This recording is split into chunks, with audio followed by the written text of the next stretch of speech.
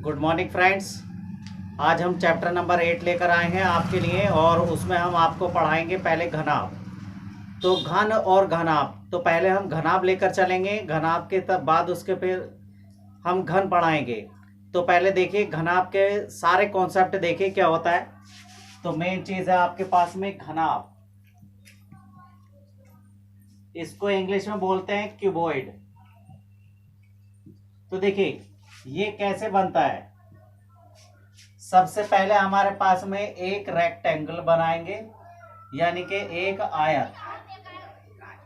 आयत बनाया, फिर इसके बीच में एक दूसरी आयत बना दी। यहां पर ये दूसरी आयत हो गई, इसके कॉर्नर को इस कॉर्नर से मिला दिया, इसके कॉर्नर को इस कॉर्नर से मिला दिया, और इसके कॉर्नर को इस कॉर्नर से मिला दिया, और इसके कॉर्नर को इस कॉर्नर से मिला दिया। देखिए इसकी लेंथ होती है L और इसकी ब्रेथ होती है B, और ये वाले जो कॉर्नर हमने मिलाए हैं ये होता है हमारे पास में H। तो इसके L से बोले तो लेंथ,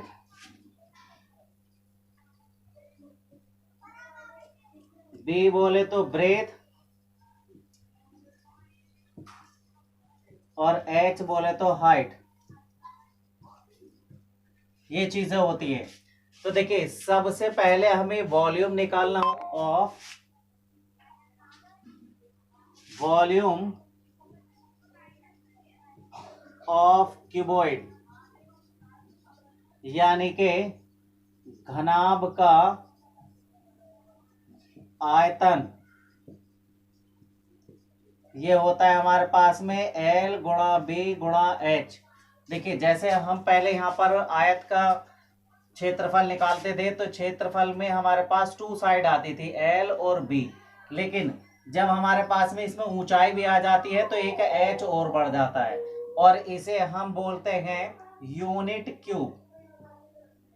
यूनिट क्यूब। तो आपके पास फॉर्मूला नंबर 1 हो गया। फॉर्मूला नंबर 2 है कि घनाभ का संपूर्ण पृष्ठ, घनाभ का संपूर्ण पृष्ठ। तो देखिए संपूर्ण पृष्ठ इसे हम S से डिनोट करते हैं, और संपूर्ण पृष्ठ क्या होता है। देखिए घनाभ का संपूर्ण पृष्ठ क्या होता है। संपूर्ण पृष्ठ में चारों दीवारों का क्षेत्रफल और उसके बॉटम का क्षेत्रफल और अपर का क्षेत्रफल, ये सारा क्षेत्रफल आ जाता है। तो इसको लिखते हैं हम 2 ब्रैकेट LB प्लस का BH और प्लस का HL। ठीक। अब इसी में तीसरा नंबर आता है घनाभ का वक्र पृष्ठ। वक्र पृष्ठ में क्या होता है, इसे हम C से डिनोट करते हैं, और इसमें सिर्फ चारों दीवारों का ये क्षेत्रफल आता है। तो ये होता है 2 ब्रैकेट L प्लस का B मल्टीप्लाई H में के घनाभ का विकर्ण। तो देखिए घनाभ का विकर्ण इसे हम D से डिनोट करते हैं। ये होता है हमारे पास में, देखिए विकर्ण क्या होता है। एज्यूम करो कि एक आपके पास कमरा है, ये वाला एक कमरा है। अब इस एक कमरे का एक कोना ये वाला है, और एक छत का यानी कि ऊपर पार्ट एक ये है, और यहाँ से हमें इस तरह से ये वाली फॉर्म निकालनी होती है, तो कहलाता है D। और D होता है L स्क्वायर प्लस का B स्क्वायर प्लस का H स्क्वायर। ये होता है आपके पास में। ये घनाभ के तीनों फॉर्म हैं, इसी से आपके सारे घनाभ के फॉर्मूले वो सारे क्वेश्चन सॉल्व हो जाएंगे। अब इसी में आता है देखिए घन। एक घन क्या होता है, घन डिपेंड करता है हमारे पास में वर्ग पर। जैसे एक वर्ग हमने ये वाला बना लिया, एक दूसरा वर्ग इसके अंदर बना लिया, तो यहाँ ये वर्ग दो वर्गों से मिलकर एक घन बना होता है। इसको हमने इससे मिला दिया, इसको इससे मिला दिया। देखिए वर्ग की तो सारी साइड्स बराबर होती है। ठीक। इसमें क्या है, ऑल साइड्स,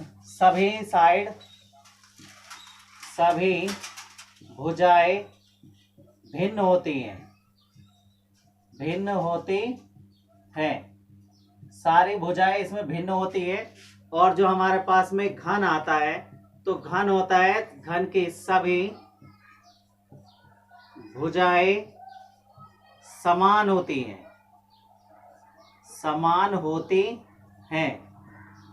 ये दो आयत से मिलकर बनता है और ये दो वर्गों से मिलकर बना होता है। अब जैसे हमने लिखा यहाँ पर पहला नंबर है कि घन का आयतन, घन का आयतन। तो देखिए घन का आयतन अगर हमें निकालना होता है तो देखिए उसकी लंबाई भी a, उसकी चौड़ाई भी a और उसकी ऊंचाई भी a, यानी कि आपके पास में a की पावर 3 और a क्या है हमारे पास साइड, तो साइड की पावर 3। अगर आपको घन के सारे फॉर्मूले याद हो गए तो घन आपके ऑटोमेटिक याद हो जाएंगे। दूसरा, घन का संपूर्ण पृष्ठ। देखिए संपूर्ण पृष्ठ, संपूर्ण पृष्ठ क्या होता है, चारों दीवारों का क्षेत्रफल और उसकी तली का क्षेत्रफल और उसके बॉटम का क्षेत्रफल। तो ये होता है आपके पास में 2 ब्रैकेट, जैसे मैंने ये बताया कि 2 bracket LB plus BH plus HL, तो 2। देखिए उसकी लंबाई भी a और उसकी चौड़ाई भी a। अब उसकी चौड़ाई भी a और ऊंचाई भी a, ऊंचाई भी a और उसकी लंबाई भी a। तो ये हो जाएगा 2 ब्रैकेट a स्क्वायर प्लस का a स्क्वायर प्लस का a स्क्वायर, यानी कि 2 मल्टीप्लाई 1 2 3 यानी कि 3a स्क्वायर। यह आपके पास में 2 3 6 a स्क्वायर, और इसको लिख सकते हैं हम 6 मल्टीप्लाई साइड का a स्क्वायर। तो आपके पास इस तरह से दूसरा हो जाता है। अब इसी तरह से देखते हैं हम यहाँ पर फॉर्मूला नंबर 3 फॉर्मूला नंबर क्या है, कह रहे हैं कि घन का वक्र पृष्ठ। तो घन का वक्र पृष्ठ, तो घन का देखिए घनाभ का वक्र पृष्ठ क्या था हमारे पास में, ये इसमें सारी साइड्स, अब घन में आने के बाद ये सारी साइड्स बराबर हो जाती है। तो a प्लस का a और मल्टीप्लाई a बराबर ये हो जाएगा 2 गुणा 1 और 1 2, तो 2a गुणा a यानी कि 4a स्क्वायर या 4 मल्टीप्लाई साइड। और चौथा फॉर्मूला है कि घन का विकर्ण। तो देखिए यहाँ लिखे, सॉरी घनाभ का विकर्ण है ये, अब हम यहाँ लिखेंगे घन का विकर्ण। तो घन का विकर्ण आपके पास क्या होता है, इसे भी हम d से डिनोट करते हैं और रूट, इसकी लंबाई चौड़ाई और ऊंचाई एक होती है, यानी कि a स्क्वायर प्लस का a स्क्वायर और प्लस का a स्क्वायर। तो ये बन जाता है आपके पास में 3a स्क्वायर या a√3। तो इस तरह से अगर घन आपको याद, घनाभ आपको याद हो गया तो घन का ऑटोमेटिक सारी चीजें याद हो जाती है। पहले हमने घनाभ यूज करा है, क्या घनाभ के क्वेश्चन लिए हैं कुछ, तो कह रहे हैं कि एक कमरे में वायु का आयतन 204 मीटर क्यूब है। कमरे की ऊंचाई, देखिए आयतन को हमने v से डिनोट करा और ये दे रखा है 204 मीटर क्यूब, और यहाँ पर ऊंचाई, ऊंचाई को हमने h से डिनोट करा, ये दे रखा है 6 मीटर। अब कह रहे हैं कि कमरे के फर्श का क्षेत्रफल, तो देखिए क्षेत्रफल a बराबर होता है लंबाई गुणा चौड़ाई यानी कि LB। तो हमारे पास वॉल्यूम कितना होता है घनाभ का, LBH। तो देखिए वॉल्यूम तो दे रखा है हमें 204 बराबर LB का दे रखा है हमें a और गुणा h का दे रखा है 6। इस 6 से इसको भाग करो, 6 × 18 और 6 × 24, तो a बराबर आ गया आपके पास में 34, और ये मीटर में है दोनों, तो ये भी मीटर में आ जाएगा, मीटर स्क्वायर, यानी कि option A is correct. Question number 2 है, किसी कमरे के फर्श की माप। तो देखिए कमरे के फर्श की माप, ये लेंथ और ये ब्रेथ है, तो L का वैल्यू कितना है आपके पास में 4 मीटर और B का वैल्यू है 3 मीटर। अब वो कह रहे हैं कि तथा उसकी ऊंचाई 3 मीटर है, तो H बराबर दे रखा है 3 मीटर। कह रहे हैं कमरे की दीवारों तथा छत का रोगन करना है। तो कमरे की दीवारों यानी कि चारों दीवारों और छत का रोगन करना है, तो रोगन किए जाने वाले भाग का क्षेत्रफल क्या होगा, तो इसका मतलब संपूर्ण पृष्ठ। तो संपूर्ण पृष्ठ में क्या होता है कि 2 ब्रैकेट LB प्लस का BH और प्लस का HL, लेकिन इसने बताया है कि कमरे की चारों दीवारों और छत का करना है, यानी कि जो नीचे फर्श है तो फर्श का तो नहीं करना है, फर्श का नहीं करना है, तो फर्श का जो क्षेत्रफल होगा वो माइनस का L गुणा B हो जाएगा। ये सारी वैल्यूज इसमें पुट कर दो, आपका आंसर आ जाएगा। तो 2 ब्रैकेट L का मान 4 और B का मान 3, B का मान 3, H का मान 3, H का मान 3 और L का मान 4, और माइनस का L का मान 4 और B का मान 3। तो ये हो जाएगा S बराबर 2 ब्रैकेट 4 तिया 12 और प्लस 3 तिया 9 और प्लस 3 चौक 12 और माइनस का 4 तिया 12, ये हो जाएगा 12 और 12 24, 24 और 9 24 और 9 33 और माइनस का 12, तो 33 दूनी हो गया 66 माइनस का 12 बराबर हो गया आपके पास में 54 मीटर स्क्वायर। आपके पास option number B is correct.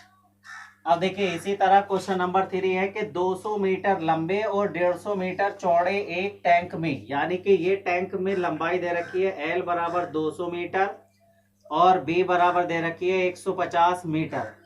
एक टैंक में 0.3 मीटर गुणा 0.2 मीटर आकार वाली एक नली दे रखी है। तो देखिए इसमें मैंने इसे L1 और इसे B1 और यहाँ पर मैंने L2, यहाँ पर लंबाई गुणा चौड़ाई, तो L2 दे रखा है 0.3 मीटर और B2 दे रखा है आपके पास में कितना 0.2 मीटर।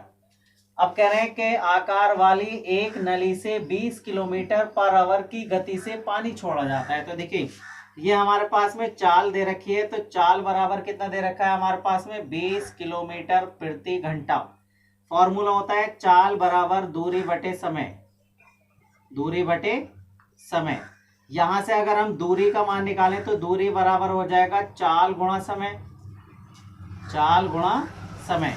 तो देखिए चाल तो आपके पास में ये है, तो ये किसमें, ये टंकी में है, तो टंकी में हो जाएगा आपके पास में H2।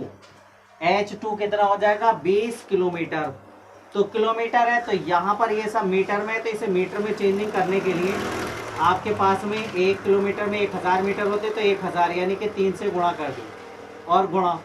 अब समय, समय कितना दे रखा है घंटे में, तो इसे मैंने मान लिया T।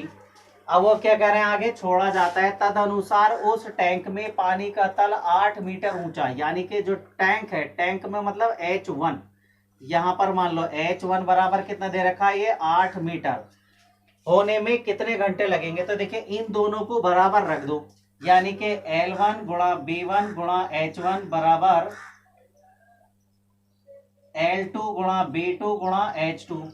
तो L1 का मान आपके पास में 200, B1 का मान 150 और H1 का मान दे रखा है 8 बराबर L2 का मान आपके पास कितना दे रखा है 0.3, B2 का मान 0.2 और H2 का मान कितना दे रखा है 20,000 और गुणा T।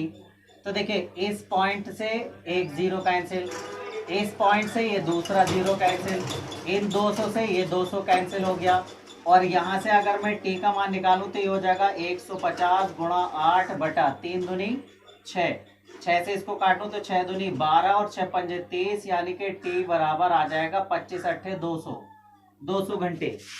Option D is correct. Question number 4 है कि एक धातु की आयताकार चादर, एक धातु की आयताकार चादर है, देखो आयताकार चादर है तो वो इस टाइप की होगी। अब कह रहे हैं कि 40 मीटर और 15 सेंटीमीटर, तो देखिए 40 मीटर तो इसकी चौड़ाई हो गई, 40 सेंटीमीटर, 40 सेंटीमीटर इसकी चौड़ाई हो गई और 15 सेंटीमीटर इसकी, सॉरी 40 सेंटीमीटर लंबाई और 15 सेंटीमीटर चौड़ाई।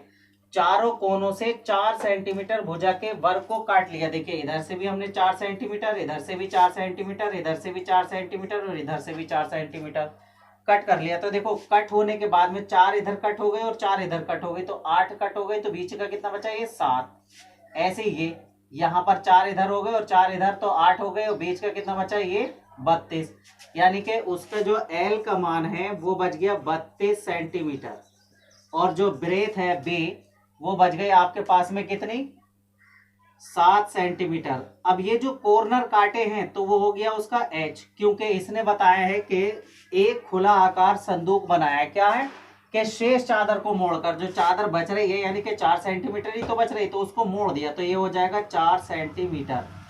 अब कह रहे हैं कि संदूक का आयतन होगा, तो संदूक का आयतन यानी कि V इक्वल होगा LBH, तो L का मान हमारे पास में 32, B का मान 7 और H का मान 4, तो ये हो जाएगा आपके पास में 4 दूनी 8 और 4 तिया 12, 128 गुणा 7, यानी कि 7 अट्ठे 56 के 6 हासिल लगे 5 और 12 सत्ते 84, 84 और 5 89, इतने 896 centimetre cube. Option A is correct.